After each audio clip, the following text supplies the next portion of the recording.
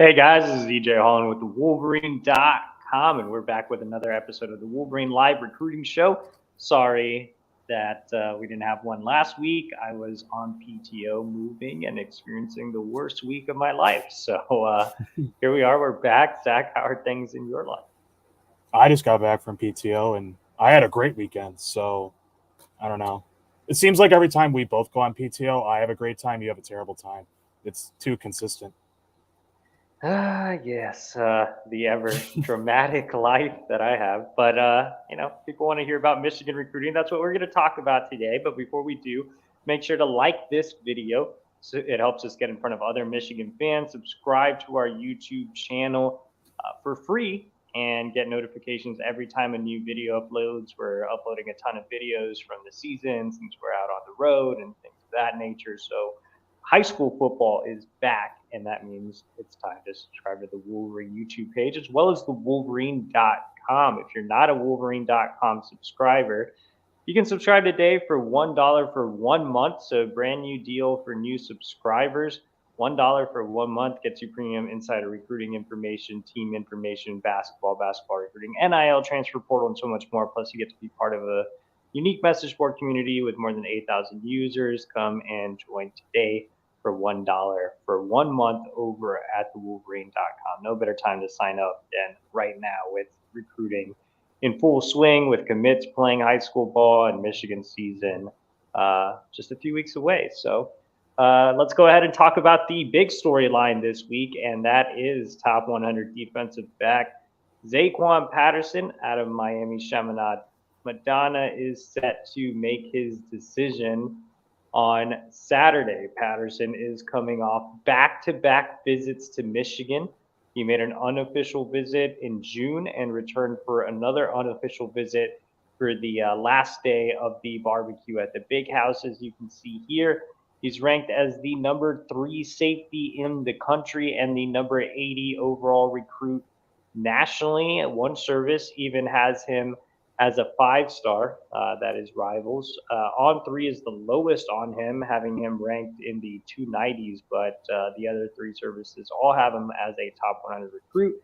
That brings me to say that he is obviously an important target, one of the most wanted prospects left on a very limited 2024 recruiting board for Michigan.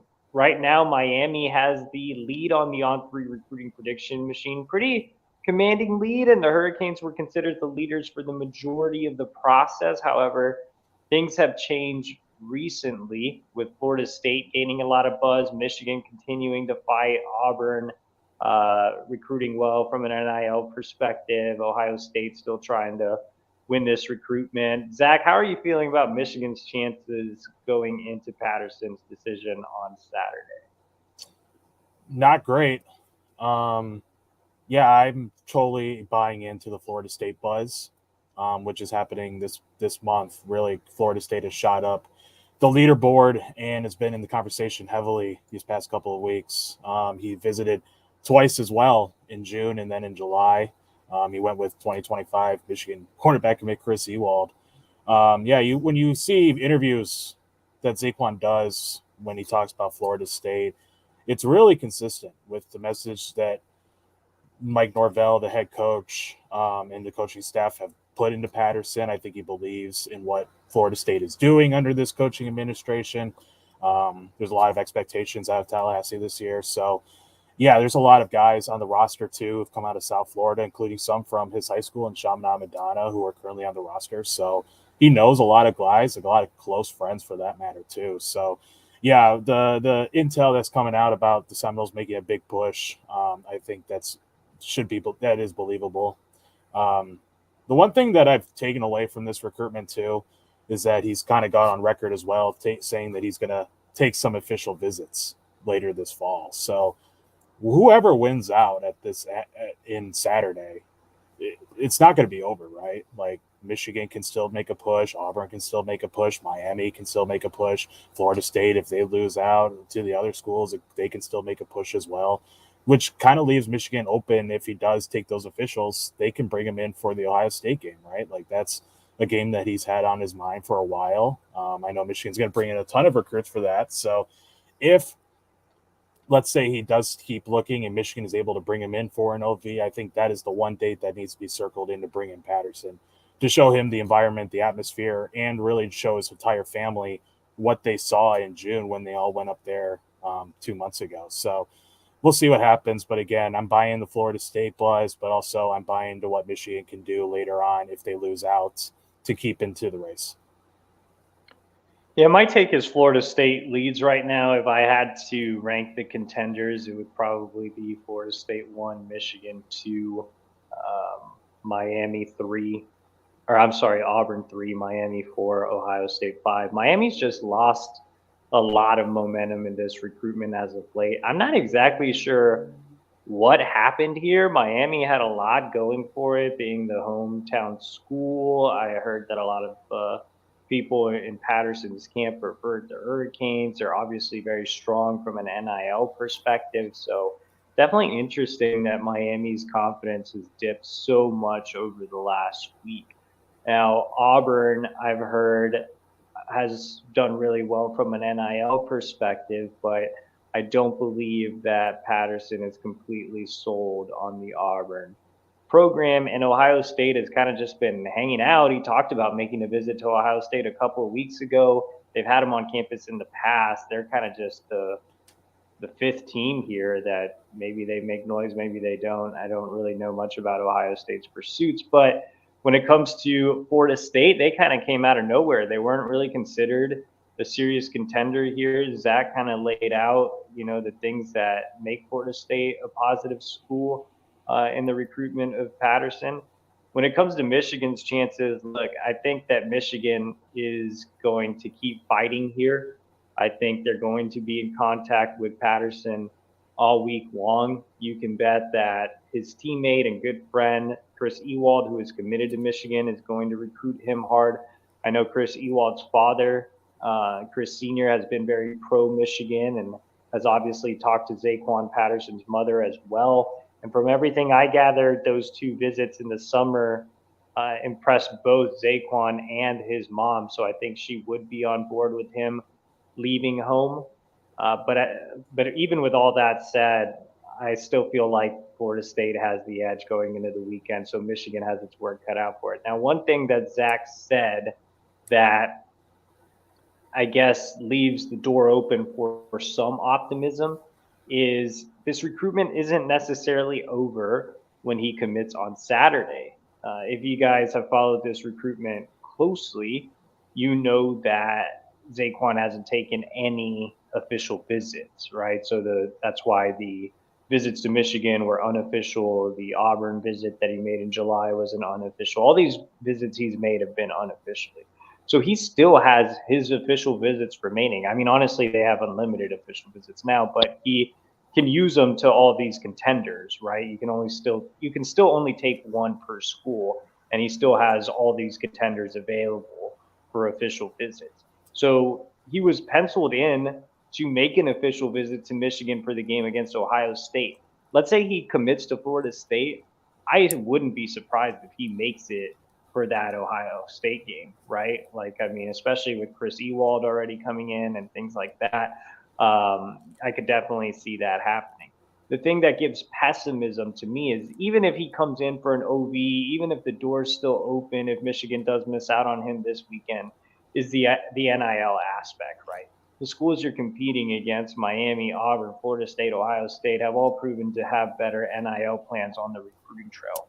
So until Michigan fixes that aspect, they're going to struggle to win recruitments like this. And that's not just saying that Zaquan's out to get a bag of cash or anything. It's just nature of the beast right now. If you're a top 100 recruit, you're going to have NIL deals. That doesn't make you a bad kid or anything. That's just, how it is right now. So I don't think it's Zaquan specific. I'm saying in general, any recruiting battle that involves a top 100 recruit is going to be an uphill battle without an NIL plan in place. Now, Zaquan could be different. Jordan Marshall was a guy that was kind of different, passing up Ohio State for Michigan. So, we'll see how it kind of shakes out. But I think Michigan is putting itself in a playing from behind position by not having a concrete NIL plan when it comes to the recruiting trail. And so, like I said, it doesn't make, any top 100 kid a bad kid if they get NIL deals. I'm sure anybody that is in the chat booing about it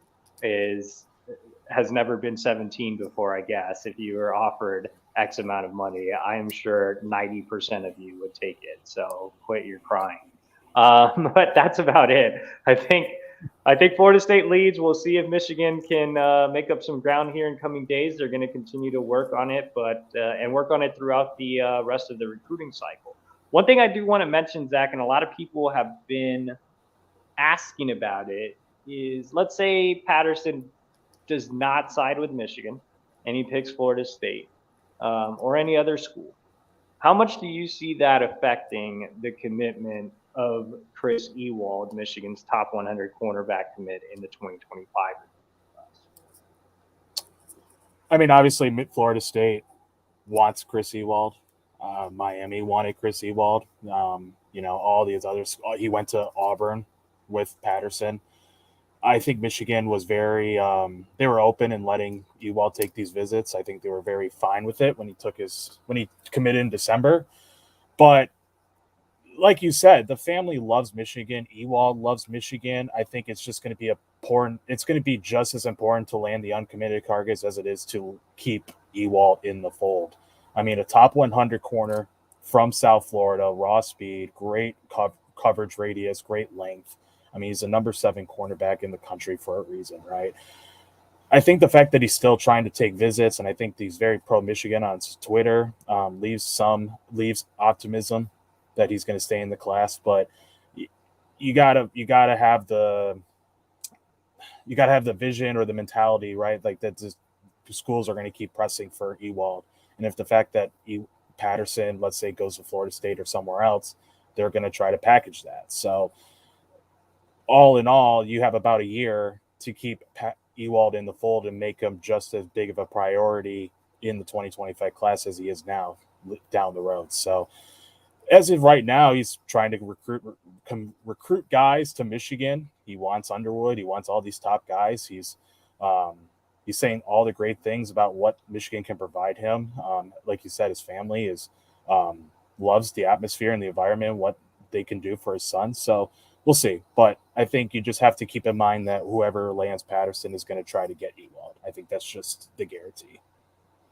Yeah, all those schools are going to, whoever lands Patterson, is definitely going to try to get Ewald. Now, if it's Michigan, I think it guarantees you, or pretty much guarantees you, there are no guarantees in recruiting, but I think it pretty much guarantees you that Ewald sticks in the class, right? So I think Patterson is a really important target in that regard as well. But looking at them as separate recruits, I think we both really like Zaquan Patterson. I think he would be a terrific land. He's a top 100 prospect for a reason. He would be one of the best lands of the entire cycle. But I think it's more imperative to keep Chris Ewald in the class, regardless of what happens with Zaquan Patterson. Ewald is an elite level cornerback. Michigan has missed out on its top cornerback targets this cycle. They need Chris Ewald in the class next year. He's a guy that's pretty quiet when you meet him in person, but very, very well respected amongst his peers, in the same mold as Will Johnson. If you guys remember, Will wasn't very talkative unless I made him talk, but he was a very, very vocal recruiter behind the scenes for Michigan, and someone that his peers just respected so much. Same thing with Chris Ewald. He can be that type of leader for the class next year, and is already doing so. And then on top of that, Ewald's dad has been very pro Michigan, has helped the Wolverines recruit from a parent perspective. You don't want to lose him either. I mean, on top of being such a great talent, he can be a face of the class and things of that nature. So I think, again, regardless of what happens with Patterson, you have to do whatever it takes to keep Chris Ewald in the class next year. All right, before we move on to our next target, and you see Zach nodding, he agrees. Need to keep Chris Ewald if you're Michigan. Let's go ahead and get to our sponsor tonight, Lewis Jewelers. Simple question, guys. Is your daughter's engagement ring bigger than your wife's? Is your daughter's engagement ring bigger than your wife's? If the answer is yes, great news. Lewis Jewelers can help. It's stress-free and easy working with one of their non-commissioned expert trusted advisors, finding that perfect diamond. So stop by today, guys, and fix this family issue. Lewis Jewelers, your diamond store, and so much more since 1921. Visit them at their new location, 300 South Maple Road, Ann Arbor, or online at lewisjewelers.com. So that's right, guys. If you're, I guess this means if your son is outshining you and getting your daughter, So I'm messing up daughter-in-law. the family Like connections. if your son-in-law does better than you at ring shopping, Yes, go to Lewis if Jewelers. if your son-in-law is doing a better job than you should be ashamed, and you should head to Lewis Jewelers right now and get your wife a bigger ring and be like, I'm the man. I'm 40. I'm better than you, son-in-law. So there you go. Head out to Lewis Jewelers. You get something for yourself. As always, that golden dog tag is a good gift for yourself if you don't have a wife or a daughter or anybody in your life. Just get yourself something. The last time All right. the last time we did this podcast, someone asked what you're getting your brother-in-law from Lewis Jewelers, and you didn't respond. Have you figured that out yet? I did respond. I said I'm getting the gold dog tag. It can also Oh, be a good gift for a male friend as well. If you're like, if you have Zach hangs out all the time in Ohio. He always goes to Toledo and goes out with his friends down there. He's gonna go to Lewis Jewelers this week. He's gonna get a box of dog tags and he's gonna take them down there, and they're gonna love him for that. So, I just looped you into going to Lewis Jewelers to get that. So there you go.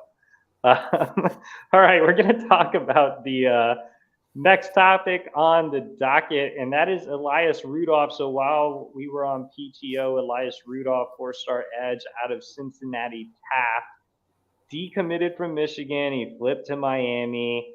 Another recruitment where it seems NIL was pretty heavily involved, especially with Michigan having a great relationship with him and Rudolph moving back to Ohio. Now, Michigan is not giving up here. They are going to try to flip Rudolph back from Miami before the end of the cycle. Zach, you were all over the Rudolph recruitment. You were there in person in one of the most interesting live streams of all time. You were there in person and saw Rudolph commit to Michigan. You've been out to Taft in the past. You know Rudolph well.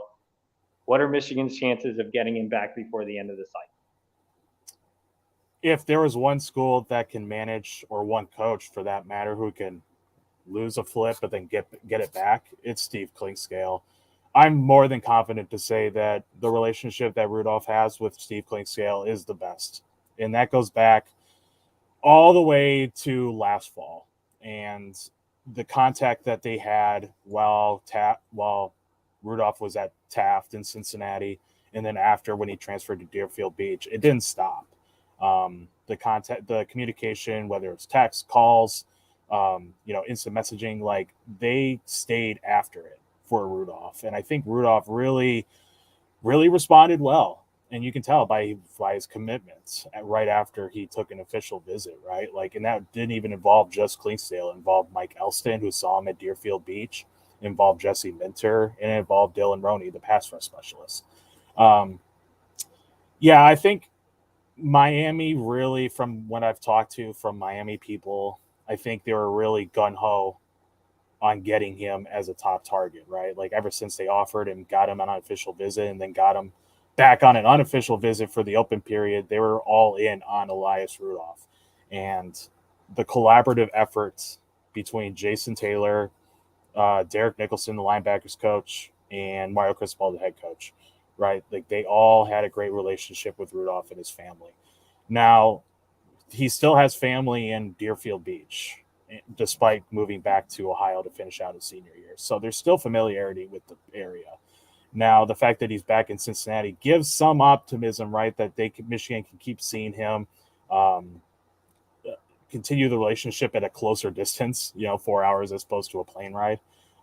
Maybe they can bring him back for a visit. Michigan has 7 home games, 4 in September alone. So, yeah, I'm I would imagine that Klingscale goes out of his way, right? Because this is a kid has a really good, intriguing frame as a speed rusher.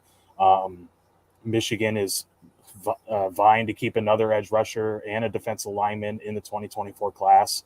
So, yeah, I would imagine the emphasis that's put on Rudolph and his family, especially some family members who are all in on Michigan as well, the priority for them is just as much as it was in June. So we'll see. But all in all, I'm confident in what the job that Klingscale can do alone. And that's not even including what else the coaching staff did for him uncommitted. So we'll see. I'll add this. I mean, the edge room is definitely getting interesting here with Rudolph flipping to Miami.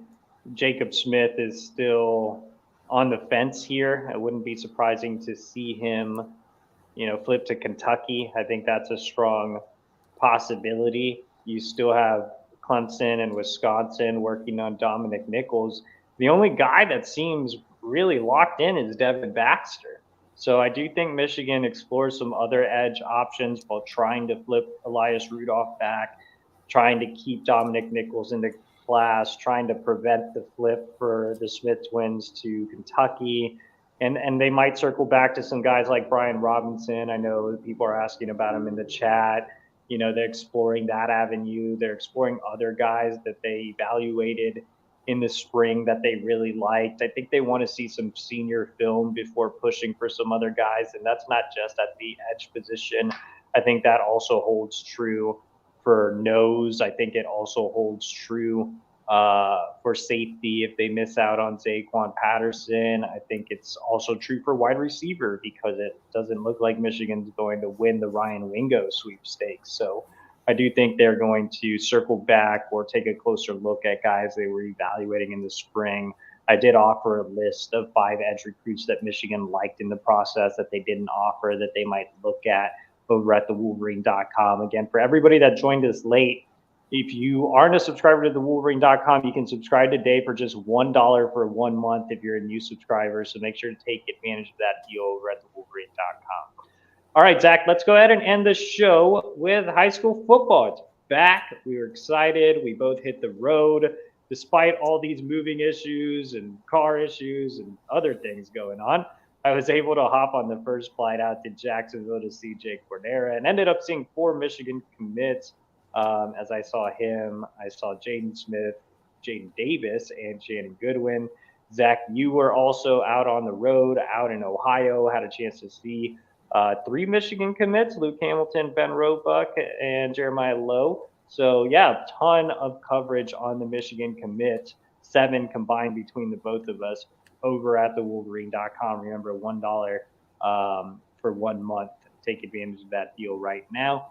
But let's go ahead and talk about our time on the road. Now, we are doing the road reports again this year. So, want to limit it to a couple of takeaways. So, Zach, tell me your 2 biggest takeaways from your time on the road this weekend. My first takeaway is that Luke Hamilton and Ben Roebuck are going to be the perfect pairing on the offensive line for Michigan, right? Like 2 guys who come from the same area, that blue collar, that go to work kind of mentality.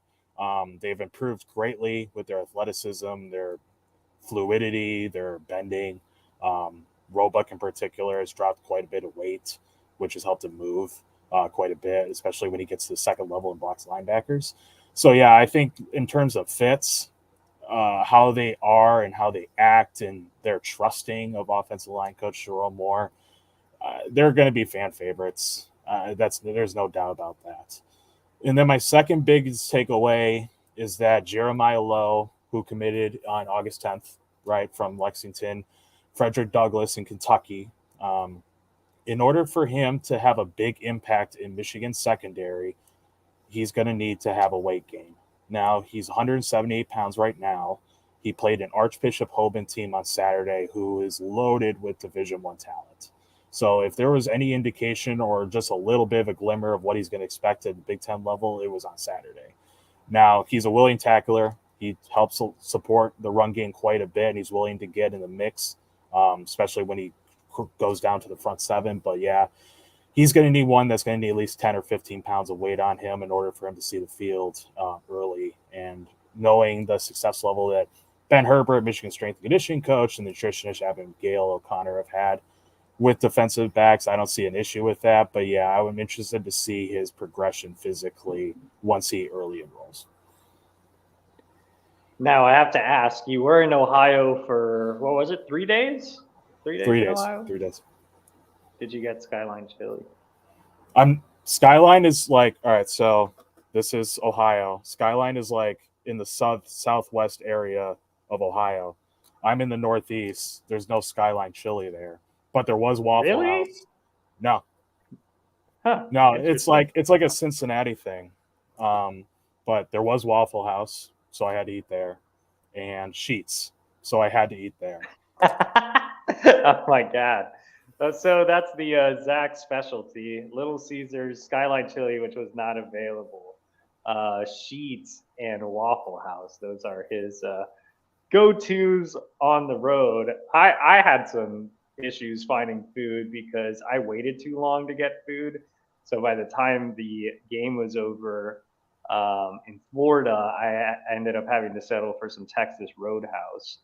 So that wasn't overly fun. But then they fed us at the Panther Stadium in Charlotte. So, you know. All that seafood, you got a steak. I didn't even get a steak. I got some barbecue chicken, some Texas chili. I am from Texas, so, you know, gave a tiny taste of back home. But anyway, Texas Roadhouse.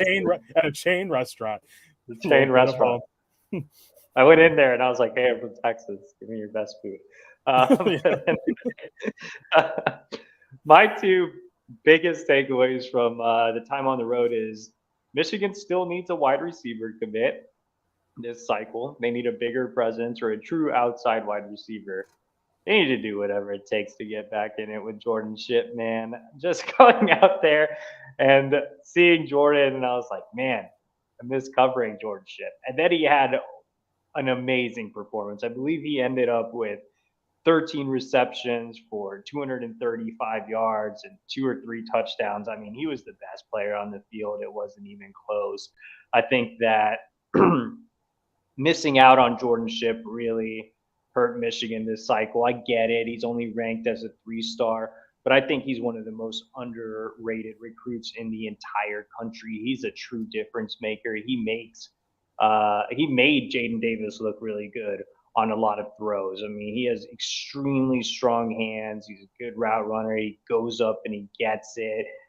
He's an underrated athlete, and dude is just always open.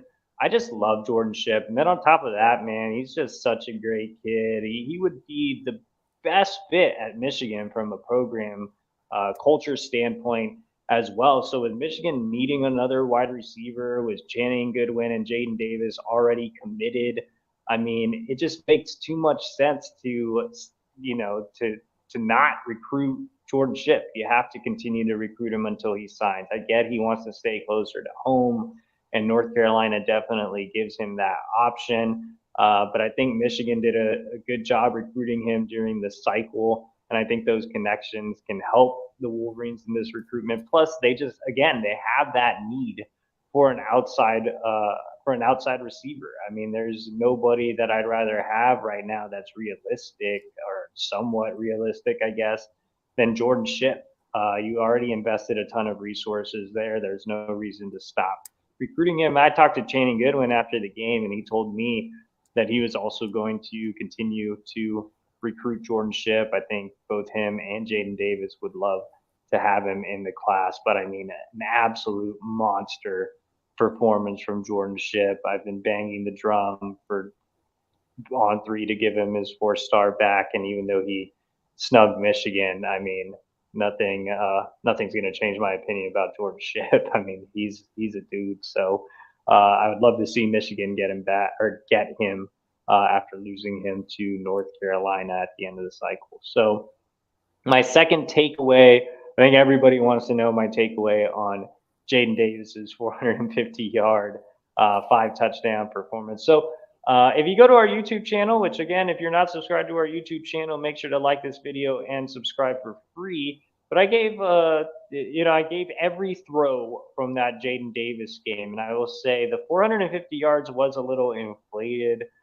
from a lot of underneath routes or screens, quick game type things. But he still had a really good game. Obviously, I think even though with the inflation of the statistics, he was what he was, right? He was accurate, short to intermediate. He hit occasional deep balls as well. He did miss some throws, some things that Jaden Davis can certainly clean up. And I'm not sure why the video is playing like in slow-mo, but some things he can clean up are he has a bit of a low release, which was and a bit of a hitch, and that was kind of mentioned throughout the Elite 11 finals as well.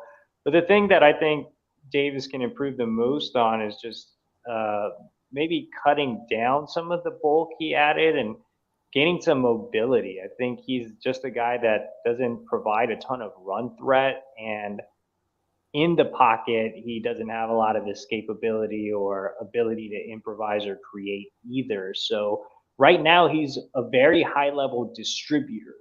He can march an offense down the field. He can help them score points. He can succeed in Michigan's offense. It's a great fit for him because it is a pro style scheme that allows him to play to his strengths and does mask his weaknesses as well. When you have a strong run game, high level offensive lineman or a high level offensive line, you can dink and dunk your way to the top. And I think Jaden Davis is capable of doing that.